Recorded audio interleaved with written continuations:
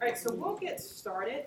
In the interest of time, I know I have some people who have texted me saying they're still trying to find the location, so even if they file in, that is completely all right. Thank you again for coming out. My name is Lanisha Whittington Kaminsky.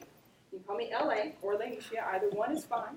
And I am the North Carolina Democracy Campaign for Friends of the Earth and the only democracy campaigner in the nation for Friends of the Earth. So definitely honored to be home. I'm a North Carolina native, and it's good to be here and serve people here. And so what we'll do is I'm actually going to have everyone stand up for a quick second. And the mural is still out here, right? Okay, perfect. So I actually want everyone to look at something before we begin. So follow me, and it's just going to be right out here in the hall, so you can file out either doors, either side. Yes.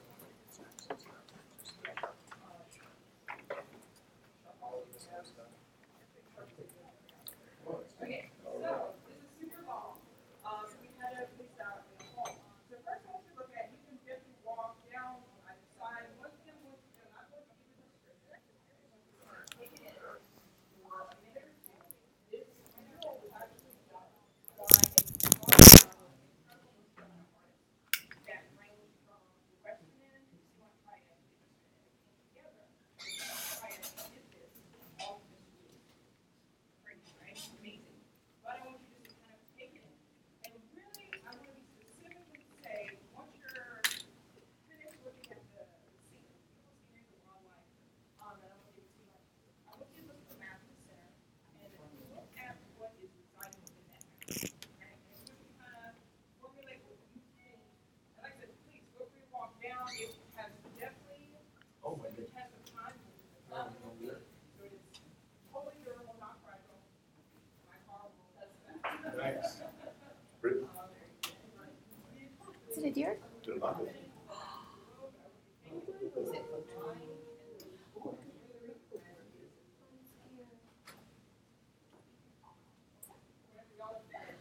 Can't even take it apart. Thank you. And then backslash. Nope, that's perfect. They're scared. Okay. Wonderful.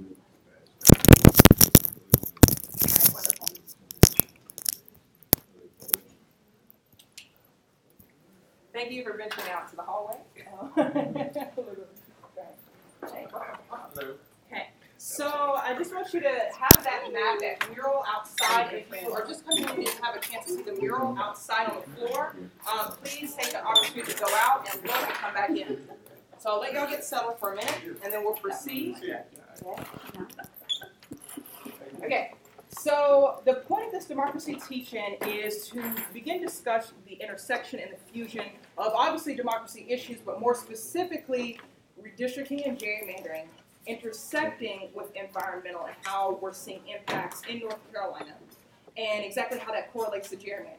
That they're not two separate issues, but they're actually merged in such a deep and entrenched way that it demands our attention and it demands our movement building, our coalition building, and asking more of our legislators, even though we're already doing that.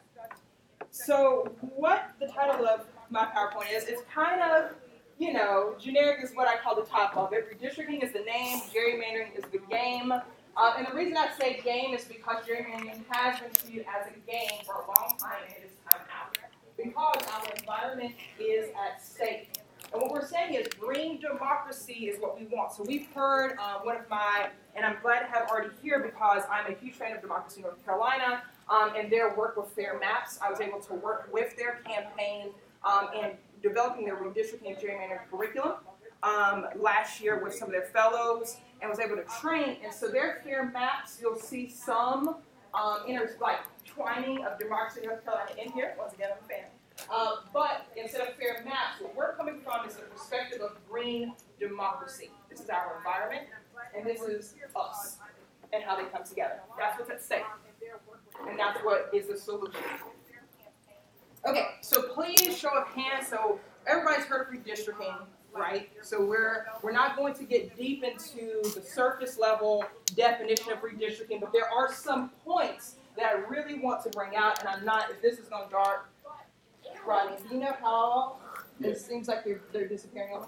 I don't know. They stay on once you. Oh, there we go. All right, awesome. Thank you. Hey, I just had to haul on you. Okay, so we already know redistricting is the action of dividing or creating new political areas for voting. This also includes school districts.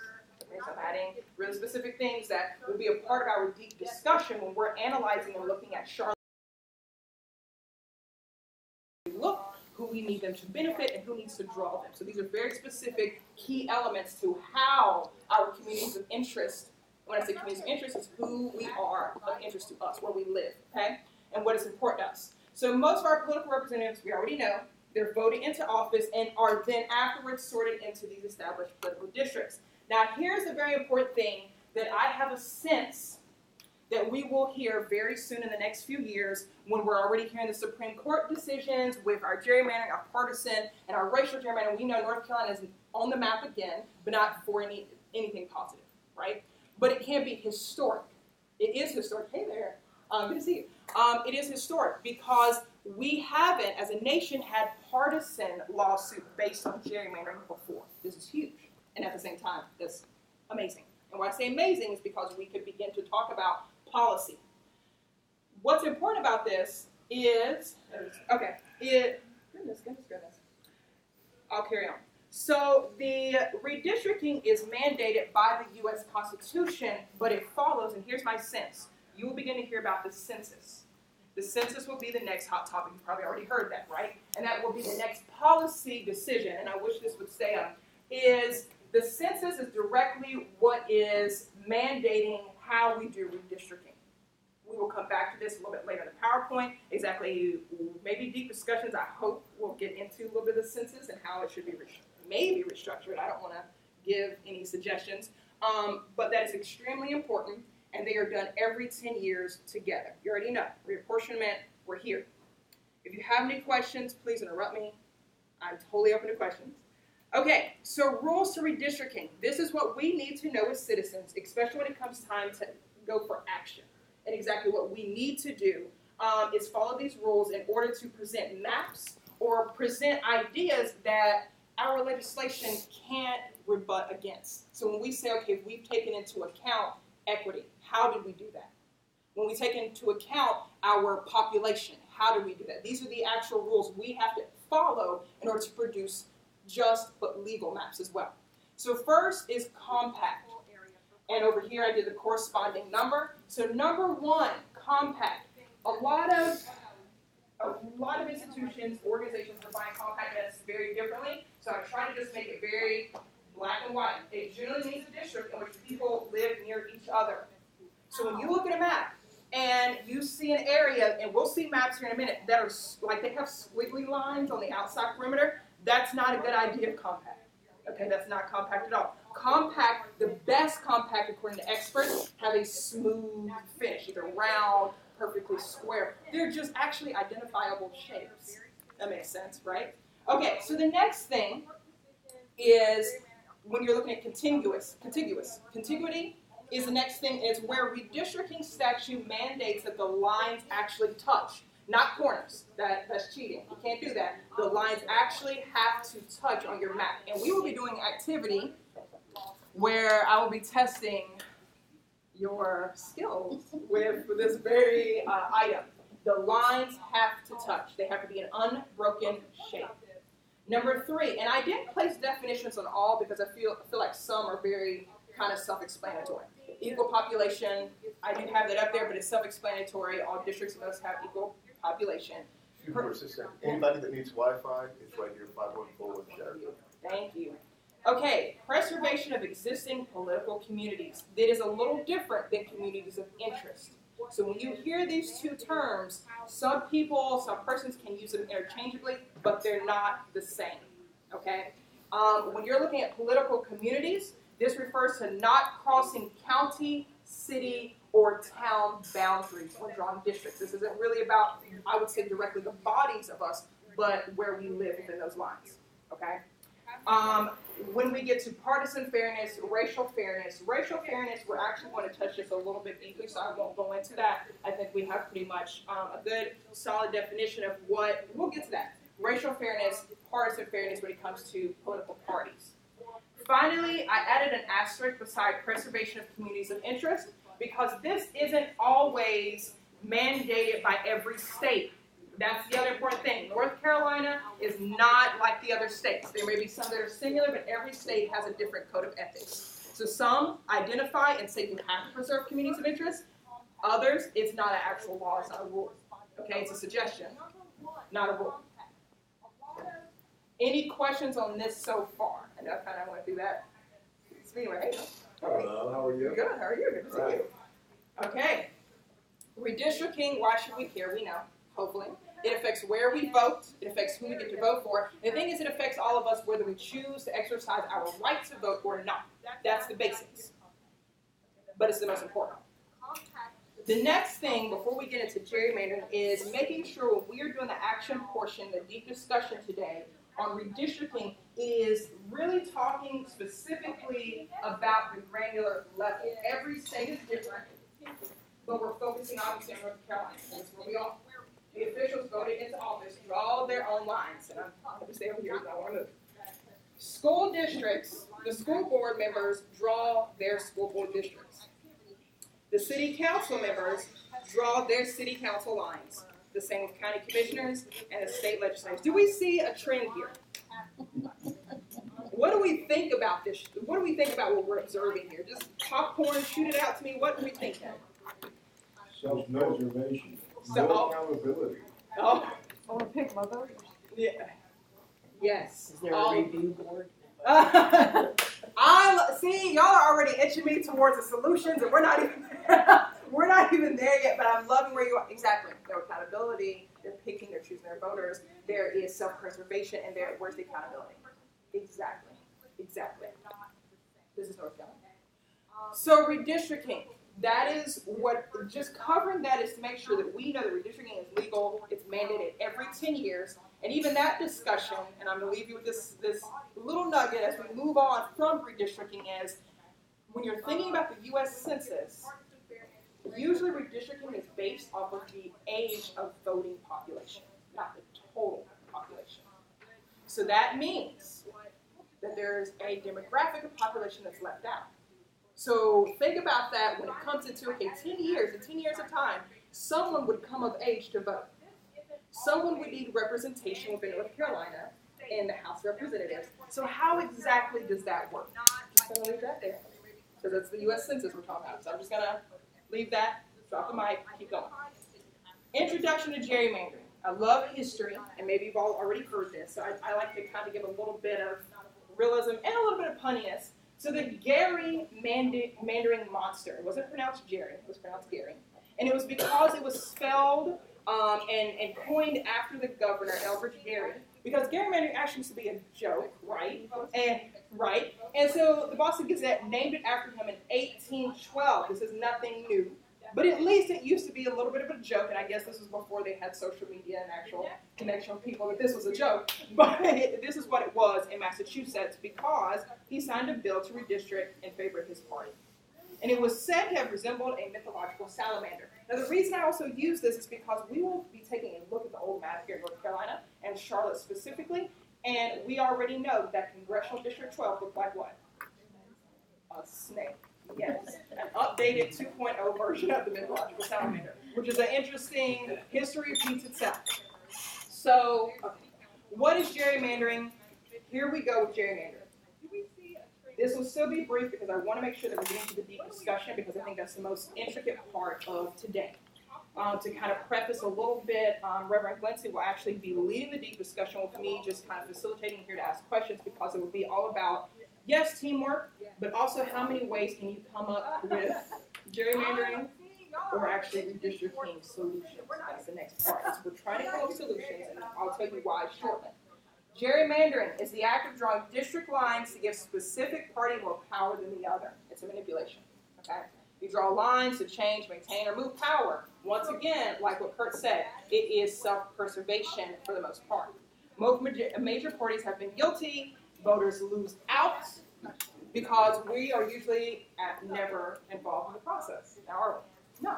I mean, unless someone can tell me that they've had a town hall meeting with their legislators that you know, they go over the maps with you, show you the software, and teach you how to use it. I mean, I would love to hear if that is an actual thing. I need to be there. Okay? All right. Hey, how are you? Welcome. So here's the thing. Even though it is considered a deliberate attempt to control voting and who's elected, it's not illegal. That's the thing. There's only one part of gerrymandering that's illegal, and that is if it is directly on discrimination based on the Voting Rights Act of 1965. If you can get away, let me just put it that way, if you can get away with not being obvious, it's not illegal. So it's not illegal to do it on partisan? It's totally not. No. Isn't that interesting? But that's what makes North Carolina right now so groundbreaking, even though it's horrific, is because having a lawsuit based on partisan changes the discussion. That why is it not illegal? Yeah, and thank you for saying that, because it's like, what? Some people are like, wait a minute, it should be. No, it's just unfair. Okay, so do we have sound before I play this? Okay, sweet. I am an experiential learner, so I have to see, do, and hear. So this is for people who, you know, let's see. Oh, man. Okay, let's see if I can do it. And if anyone has any recommendations. If I need to go to YouTube, then I'm okay with that. Oh, let's see if I can go over here and... We may have to come back to it. I do want us to see this, and the reason I want... It's only 60 seconds. It's very brief. But this is a national platform. How are you? And what stood out to me is that North Carolina was so egregious with its gerrymandering that this national organization added North Carolina as the example of what not to be. That's why I wanted to show it. So we'll come back to that because I definitely want you to see it. Is it fair? And they Are you connected to Wi-Fi with that? That's a really good question. And no, I'm not. You see? That's Ups and okay. yes. Ups and yes. Thank you. And then 51. Thank you for bearing with me. Okay. Beautiful. All right. So let's see.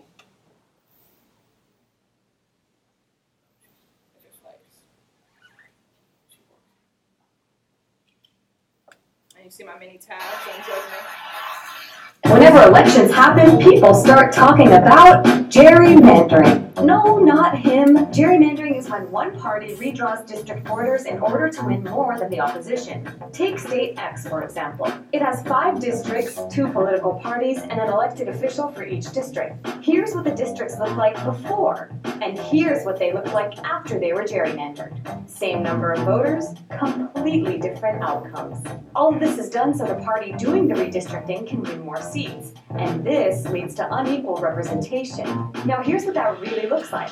Yep, those are...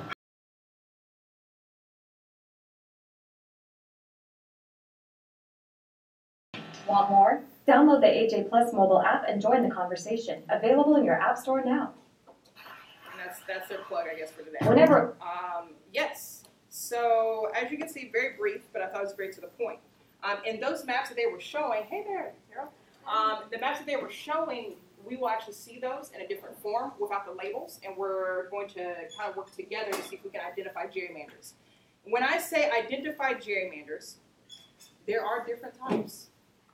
We hear just gerrymandering, right? So show of hands if you have heard of cracking and packing. Sweet. Okay, all right, so these are the first 2 of gerrymandering. These 2 directly affect, it's speaking about us, the citizens. It's what they can do to us, and it's what has been done. So what you just saw, that Charlotte Congressional 12, and that was the old map, and when I say old, that was 2016, that he said. So let's not be old, let's say just the previous map. They cracked and packed us. A&T University, and actually let me hold on that thought. So cracking is spreading voters of one type or one party over many districts. Okay, it's identifying. So if I saw y'all, obviously, this is one room, should be one whole district, but I want my bestie to win over here. I want my best friend to win.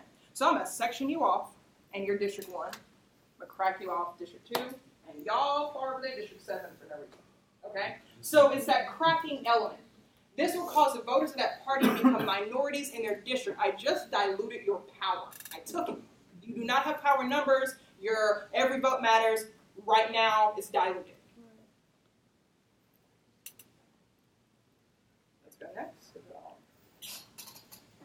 Okay, so there was a picture there that I wish you could have seen, but here we go. It didn't say. So the picture that I had there was actually just me, so you do see me, so hey, you're not missing anything. And it was me standing in the middle of A&T University.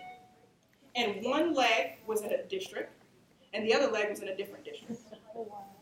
Yeah, I was just standing right here, and literally this leg had to go vote over there. Okay, and so what that was is they, in Greensboro, North Carolina, as you know, the student body there at A&T and at the colleges where I've been at college for women, they are amazing. They are active, they are organized, and they do their thing in Greensboro. However, if it isn't in favor, well, it wasn't in favor of the candidate, the party saw that we need to dilute their power. So they literally cracked the campus in half. It dilutes their power. The students who were coming in, the freshmen, the sophomore who had previously voted that were just now registered, show up to the polls and think they're in this district and they're not. The people that they thought they were voting for are no longer on their ballot. A mess. When I was doing Teachers for Democracy in North Carolina, I trained a group of really amazing leaders at A&T on this stuff right here. And now they're leading the fight. And they're calling their own, not just student body, but their administrators to task to say, can we have more exposure? So when you Google A&T University, because they're in the trenches now fighting. Okay, packing. So we got cracking, cracked apart. It's pretty self-explanatory even though I went into it. Packing is the action of placing as many voters in a single district. Okay? This minimizes the number of elections they can influence. So once again, it's still identifying. So back in the day, there wasn't map drawing software. There is now. All we need is a computer and the software, and you can literally type in the exact parameters of what you're looking for. That is party, that is race, that is demographic, it is rural. Or I can be very specific, and the map will give me exactly what I want. It's very purposeful, it's very designed. It's a computer, it does it for me. And so to be a little bit more specific, Charlotte District 12 was cracked in areas, but for the major part, it was packed. It packed certain voters all the way, you already know, Winston-Salem, Greensboro, all the way down to Charlotte. That means they identified who they wanted that lived on that line. They identified them, and by the interviews, they said they were not going for race. They were only going for partisan. So they admitted to saying, we definitely partisan gerrymander, just not race. Just ignore that part, which is interesting discussion, but that's also what's in the lawsuit that's in right now, or has been. And so when you're looking at that, packing is placing all of you because you only get a limited amount of representation. So your vote in the grand scheme of the state does what? How much weight does it have? And also, should Winston-Salem's representative be the same person in Charlotte? Do y'all have the same needs, communities of interest? It's just common sense, but that's not what we're battling here. So of course I place it here for us to be able just to see and take in the realness and the reality of this previous map, okay? And of course we're seeing High Point, Winston-Salem, down to Charlotte. Awesome. And it states here predominantly African-American residents and who vote for Democrats. So you've seen partisan and the racial gerrymanders come out. Okay, any questions about packing and cracking? The last two, and I won't spend much time on this, and this is why when the census discussion comes up, this will be the next discussion that nobody really, I don't want to say nobody, I think there are a lot of scholars who do amazing work around this and some community organizers, but the media doesn't really talk much about hijacking and kidnapping. Why? Is because this is another attempt to dilute your vote, but it directly cuts out the power of the official, the incumbent, the new candidate. This is all about them, not about us, but it is. So here we go. Kidnapping is moving a popular incumbent candidate out of his or her base district into a new, unfamiliar district with the opposing party. You know what happens if they're your fan, you love them, you think you're going to vote for them at the primaries at the GE, and they're not there. They're in a new district where no one knows them. Are they going to win? No, that's kidnapping. They literally kidnap this incumbent, won't be known, and as I said already before, the reliable voters base is in turn kidnapped from their favorite incumbent. So both parties lose. Okay, and I don't mean political parties, I mean us as individuals. I'll let y'all. Okay, so this is just an example, just because I don't want to go too deep into North Carolina legislator name calling. That's not my goal here today. It's kind of encourage you to look in the right direction to know and to connect these dots. But this is in New York. This was a couple of years ago. This was an up-and-coming favorite candidate, Congressman Jeffries. He's been on the news. Stephen Colbert, he's been on everywhere. He was kidnapped from his home district, and I'm about to show you the map, okay? It's mind-blowing for me, okay? He was a former, and he was done by a former incumbent. Now, here's the thing. Both of them were the same party. Both of them were in the same party. It is about preserving power. So that's the other thing I want to make sure that we're talking about. This is not, let's be nonpartisan, because this was party on party. Okay? It happened on both sides of the aisle. They were taken by surprise. The voters were, when his name was no longer on the ballot, he lost that race. Don't worry, a few years later, the gentleman who did do this was found guilty for something else, and he is now congressman. So it worked out. Just want y'all to give the, the happy ending, not just the happy ending. And I'll show you his house in a minute. Hijacking is the action of drawing a district to contain two or more incumbents from the same party. So it's just me identifying and saying, I'm tired of them having this much power, so let's just cut them into the same district. They can battle each other. One's going to lose, and yay, we're going to have to deal with one of them. That's hijacking. Okay? Any questions on kidnapping and hijacking? I know, like I said, I want to be very brief on this, but I at least want to make you aware that when it's coming up and you're hearing these terms, it still applies to us and how our votes are diluted. Let's see. This is literally the house. This is an animation of the house of Congressman Jeffries cut out by exactly one block. He was here, and now he's not. He was literally etched out by one block. They touched nothing else, and they placed him into the district below. Once again, partisan, completely legal. Do you know where this was in New York, Billy? I did, and I can give that, because my brain's full, I'll give that back to you, Kurt. And are you restricted in New York to running in the district where you live? I believe so. I don't want to speak out for New York, Because because, you're not in no. North Carolina. Yeah, no, he's, exactly, but New York, I think it was different because he was already in the race, and he didn't find out until he got to the ballot. Thank you for saying that. So everybody found out the day of elections. And so there's an interview that I usually play, but it's kind of long, and at the end, he says, New York politics is pretty rough, but this move was straight gangster. That was his exact quote. So yeah, they found out the day. Okay, activity time. Here we go. Now, what I'll do is I'm going to actually hand out sheets. Let me see, time-wise. And, really, Lindsay, if you don't mind, because I'm looking at 2:30. She just walked out. Okay, then I'll have a few more minutes and I'll ask her. So I'm going to start here and don't pass these down. So this activity is a very... Pretty much, it can be a brief activity. You have a pen or a pencil. If you don't, we'll locate one and bring it to you. Doesn't matter. It's your paper. What it is first, while you're handing these out, I'm going to actually ask everybody to look up here at these squares. So you saw that in that brief video, correct? So this is the example, except you have to, as an individual, as a group, that's up to you, figure out, are these examples of cracking, packing, or both? That's your question, okay? This activity here will come second, because once we get these answers, you'll know exactly how to do this activity. Okay, so as you have your paper, take a minute, look up here at your map, and let's look at the first one. So the first one has no lines, so it is just showing you the plain ground of who lived where. Okay, 60% blue, 40% red. We're just seeing those people. That's just how that's the community. Great. Now let's see how they were divided. Now the second one right here, we see with the thick dividers, thick black lines. This is how they were divided into districts. And we already see at the end that blue wins. Blue has the advantage. So is this an example of cracking or packing? Okay.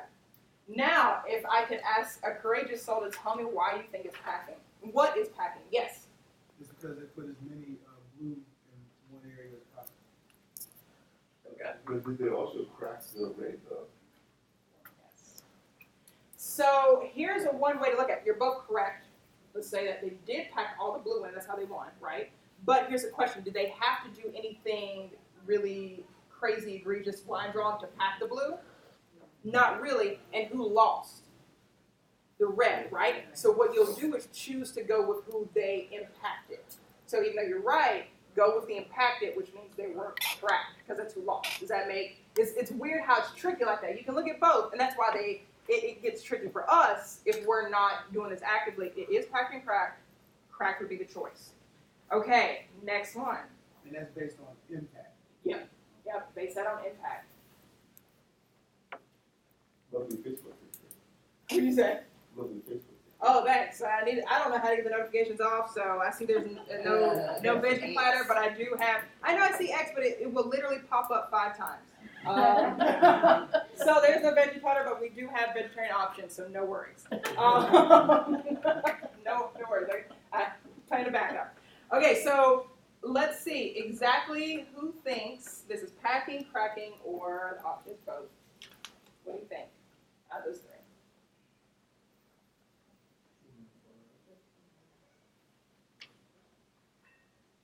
Doing the last one? Yeah, the last one. Yeah, no, it's not so bad. The very last one, the interesting drawing black lines, and it looks like they're touching, so they're contiguous. It looks like they kept things together, right? But what is it? It's cracking, packing, or both. What do you think? And that's interesting, isn't it? And so you're starting to see a little bit of a glimpse of how they came with those congressional districts. All right, any guesses? Both. Yes, it's exactly both. And so then it comes into, okay, why both? How both? It is because there is a very extreme example of how they strategically had to draw lines. You see all those crazy shapes, right? Can we really look at that and say, okay, where's the rectangle? Where's the, it looks like Tetris. It looks like a game of Tetris. Right. And so that's how we see both the packing and the cracking. And so the red wins here. And so they packed the blue in as much as they could, right? So they were packed in only 2. And in the red, they cracked off as much as they could to make sure that they still were stretched over 3. Yep. Isn't that? It's wild. Okay, so take your sheets of paper, and we're just going to take a few minutes, and then we'll freeze here the PowerPoint and go into more of a discussion part once Reverend Lindsay comes back. And so the discussion part will come, and I'll let her kind of speak about it a bit more. This worksheet, you are going to please fill out complete as many squares as you possibly can. These are districts. Each square is a district. And you are trying to draw as many different versions of districts as you can with 4 parts. So you need 4 districts in a square. So 1, 2, 3, 4. And the lines have to touch. Remember, you have to follow that, at least that one rule. The others, we don't worry about the rest, okay? We don't care about the rest of the rules right now. I just need the lines to touch, no corners, because I could maybe use this when it comes time to pass this. Okay, but if you do too much, it'll look kind of funny. So try it. Make sure all lines touch, and it can't be the corners. It literally has to be all the lines, and we'll do kind of like a time. And So it has to be 4 districts.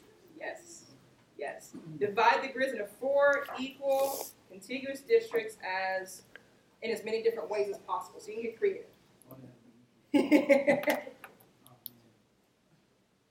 Are you supposed to have like about the same number of each color in each district, or does I love the questions. It's, you know. You're trying to be fair. Yeah. Right.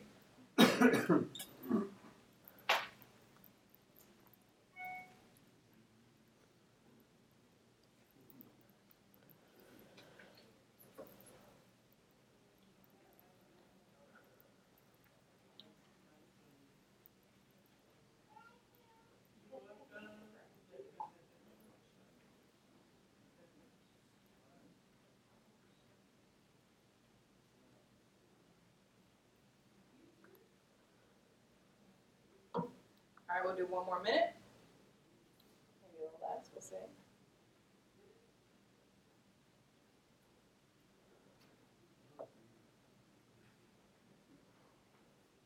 How's everyone doing?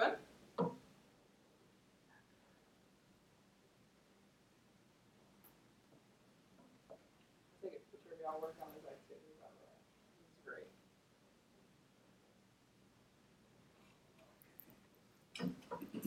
All right, and time. Okay, raise your hand for me so we don't have to yell out. How many completed one district? Right, okay, how many completed all? Okay, how many got up to 3, at least half a page? Okay, y'all are being really fair. That's what that's.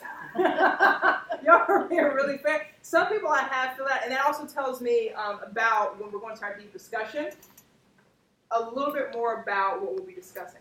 Some people actually come into the maps and they think no barriers, no lines. I just have to get 4 equal parts to touch. They don't think about anything. They don't think about the colored dots. They don't think about the see-through dots. They don't think about anything. They just go for it. They gun it, right? And that's not a problem. That helps with perspective and actually showing the different ways we can draw it. But do I have any volunteers who would be willing to show their example? Anyone who's willing? Okay, thank you.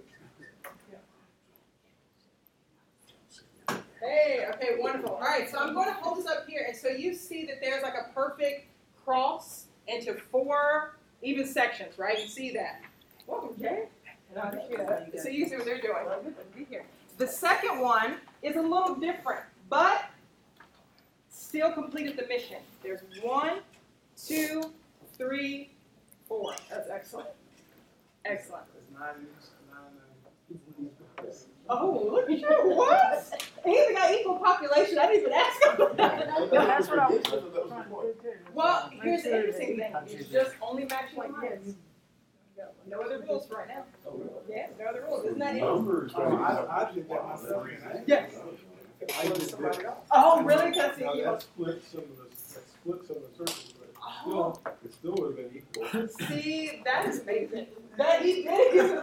But that is a real, that actually, we don't split people in half, but we do split communities. So that's perfect. See that? And that's why this actually kind of begins to tell us the identified ways in which, yes, computer software can draw stuff, but that right there and this right here, this is what redistricting.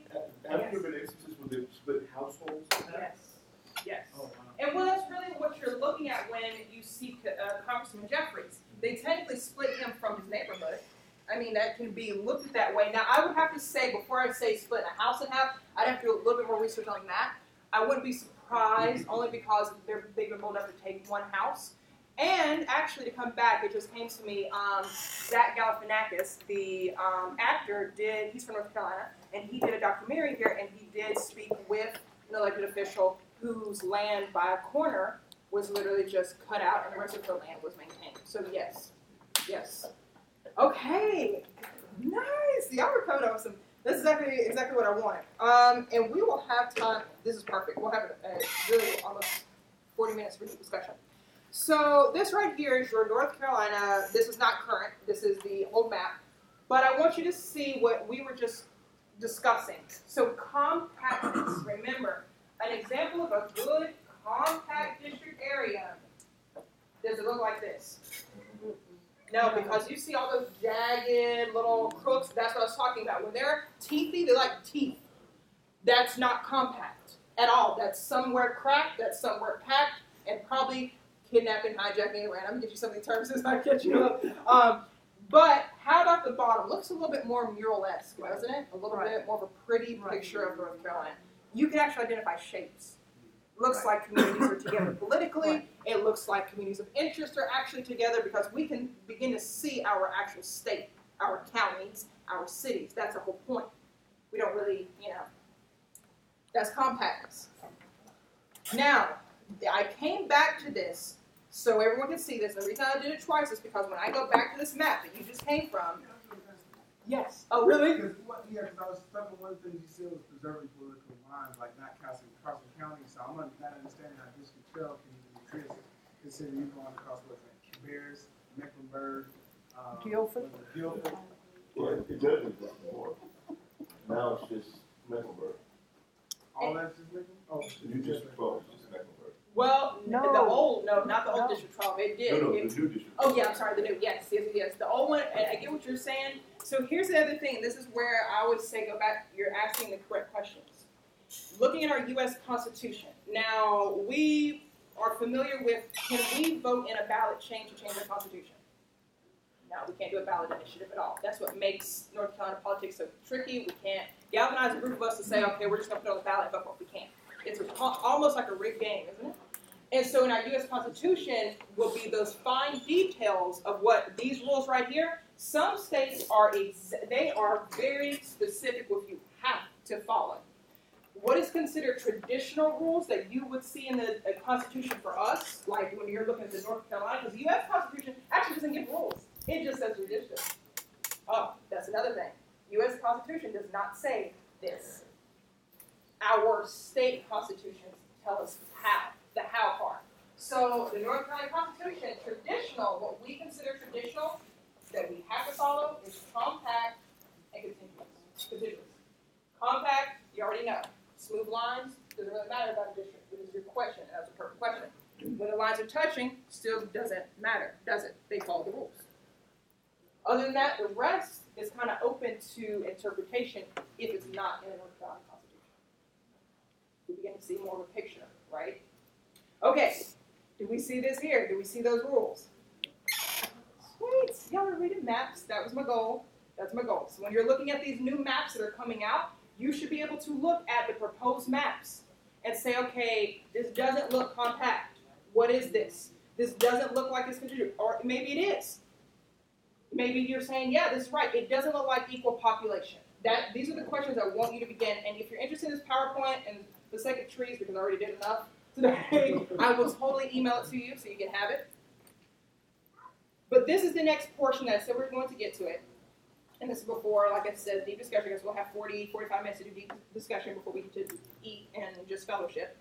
The Voting Rights Act of 1965, extremely important, because this is actually what you need to identify, and this all goes back into, before we get to the slide of how it's impacting the environment. All this is leading up to how we've seen these bills come into place that we're looking at, whether it's the farm bills that we'll talk briefly about. I won't go deep into legislation pieces, but I will point you in the direction to say, follow the yellow brick road. Okay? Voting Rights Act of 1965. This is what made this portion illegal of gerrymandering. Remember, partisan isn't illegal yet. Oh, fingers crossed. Racial is. It's because this landmark piece of federal legislation in the U.S. prohibits racial discrimination in voting, because we already know what's happening in the civil rights movement. It was everything from not being able to vote in ballots, it's everything from, it was all voter discrimination. This was finally a piece that was placed in so that persons of color had full voting power, a weight in each vote. Okay? Now here's the thing though. In 2013, and I'm smiling because I can't believe this was a thing, and it happened, but it did. The Supreme Court struck down a key component of the Voting Rights Act. And because they struck down one section, and if you want to look up that section, it's 4A, it automatically made another section, 5, void. What this is, and I won't go deep into it, the 4 was stating that the federal level, the Department of Justice, no longer had to approve or oversee the decisions of a state. A state can now be autonomous because somehow race relations have progressed that much. I can say that very cynically. We know that wrong. Yeah, I said it very cynically. And why I say that very cynically is because history obviously has proven it, and it's proven again. The impact was immediate. 2 hours after that decision, Texas made the public announcement that it would move forward with its redistricting plans and voter ID law, which had previously at Texas been completely kicked out because it was just it was crazy. It was just too flagrant. But because of this, they put it right back in. Now, how does that relate to us? Well, 3 weeks later, North Carolina followed suit. I think we actually they went in this process with 48 hours after. You're pretty right. Yeah. You're very, you're very, yes. I would say the media hit 3 weeks later, but we were there with Texas. Let's just be transparent. And it's a foreshadow of what was to come, because guess what? 2016, 6 elections later, federal judges find 28 North Carolina districts unconstitutional for racial gerrymandering. Timeline begins to look a little familiar, right? We're seeing this happening, the fighting, 2013, we're seeing all this stack up. It all relates. And guilty of partisan gerrymandering. That's very dramatic because it's a big deal. I'm going to say that again. Story. I want you to see the numbers. This is one of the last slides for this portion before we start talking about Enviro. These are the numbers. They're very close. North Carolina is very close, which is what makes us such a battleground, aside from other reasons. We're a battleground state. But still, we have 2.6 Democrat, 2.0 unaffiliated and odd, Republican 2.055. So even, you see, it's a slight, it's very slight between unaffiliated Republican and Democrats the most. Let's look at the House. You have 46 compared to 73. When you saw that AJ Plus video that I showed and they were showing a caricature and animation, this is real life. That's what that would look like. That's what the people would look like. This is what the numbers look like. Senate, Democrat 15, Republican 35. You see the numbers. Like I said, this is all about nonpartisan because let's be real, both parties are guilty of this. This is just where we are now. So I'm not basing off the parties. I'm just showing you an example. So let's begin to go back to, yes. Let's talk about the mural. And if you didn't get to see the mural that was out on the hallway, it looks like it was just a abandoned painting. It isn't. It's very long. Please step outside and look at the painting, the mural. It is actually a mural that was done, and I'll hold it up so everybody can see it. A collage of artists from across North Carolina came together in 2 weeks and did it. They had this concept of North Carolina that fit our concept. It was beautiful. It was beautiful. Britain actually came up with the idea. So thank you.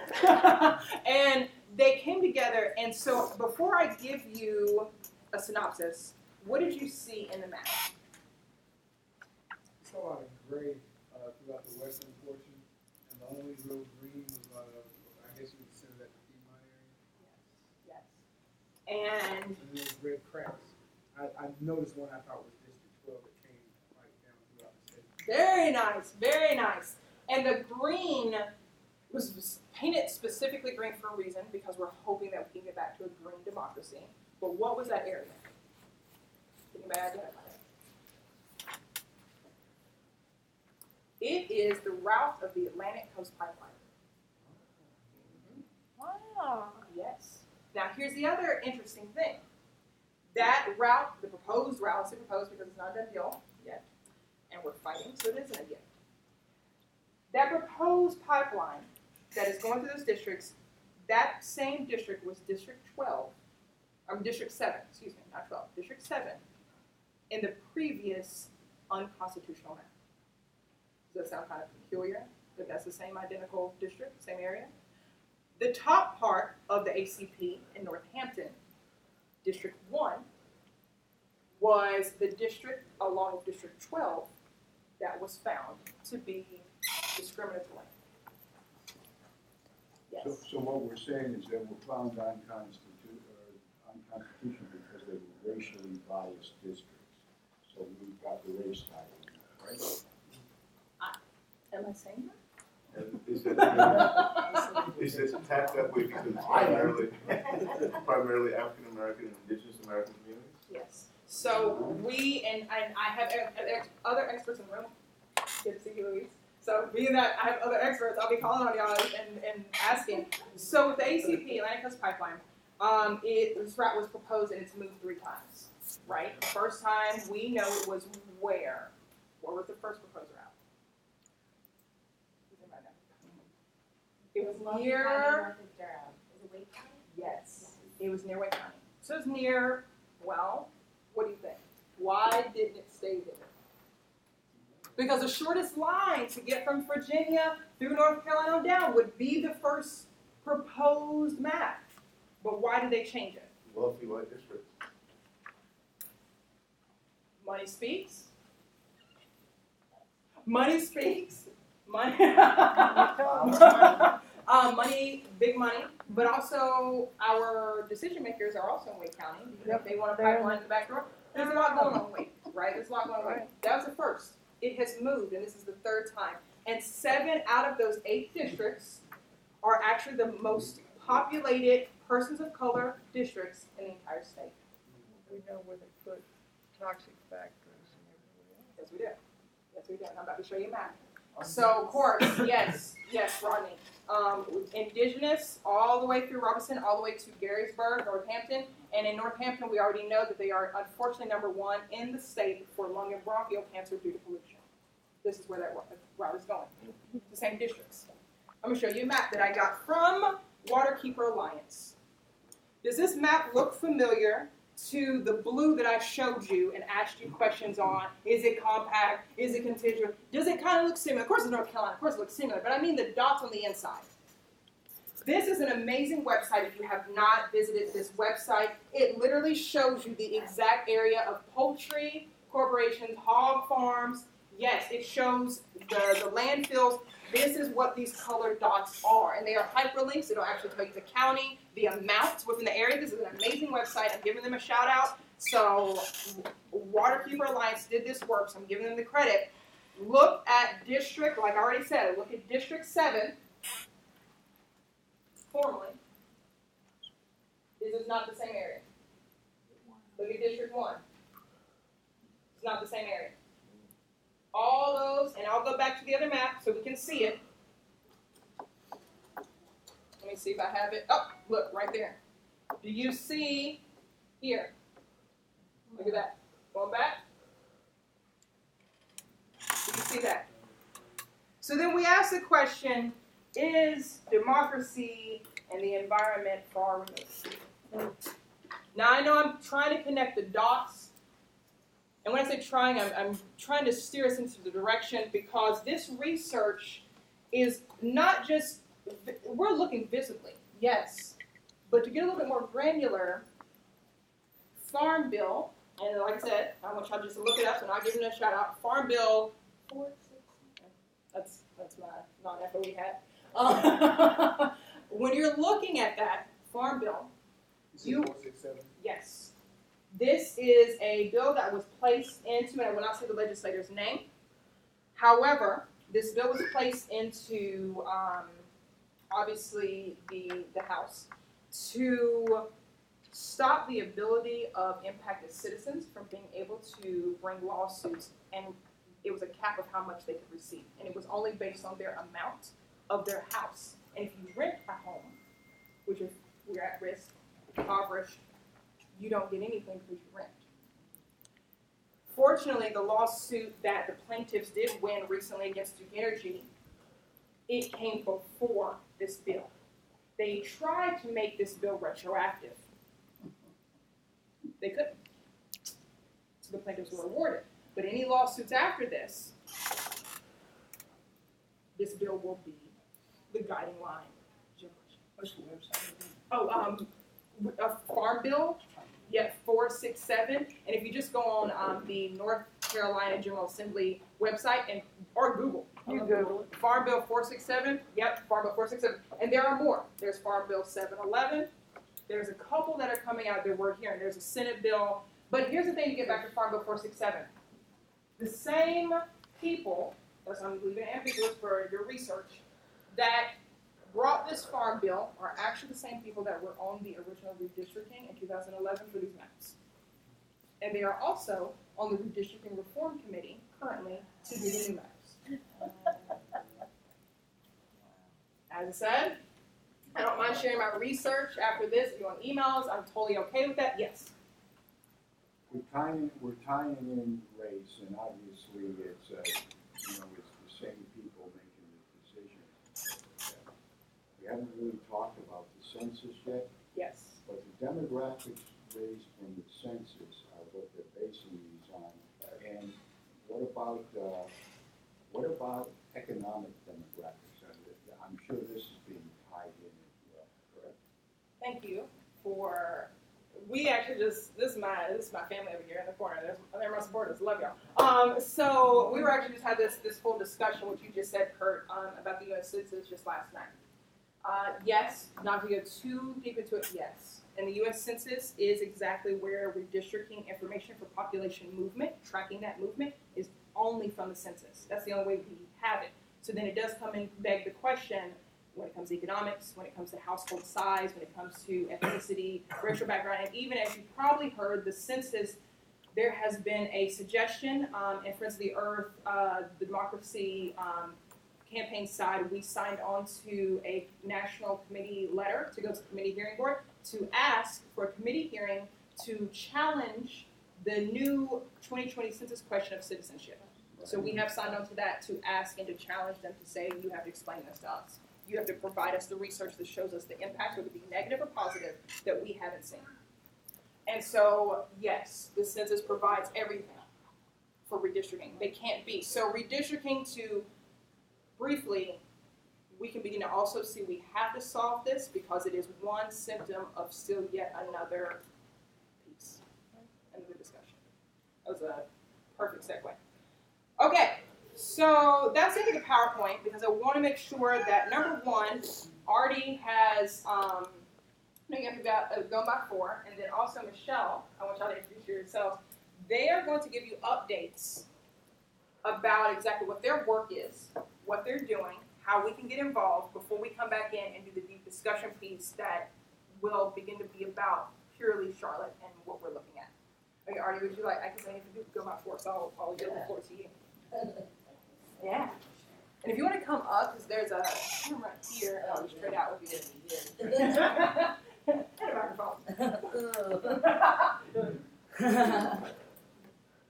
Thanks, y'all. And thanks to Britton in LA. LA mentioned this, but she worked with us at Democracy North Carolina for a while on our gerrymandering work. But I wanted to give you a little bit of an update on like who we are, or like an introduction on who we are, what we do, and then tell you what we're working on right now. For those who don't know, Democracy North Carolina is a 25-year-old organization. We're a nonpartisan, nonprofit organization. Our founder, Bob Hall, worked with SNCC and then helped co-found an organization called the Institute for Southern Studies. From that organization, we have Democracy South, where Bob was doing a lot of work on research around campaign financing, starting with Jesse Helms.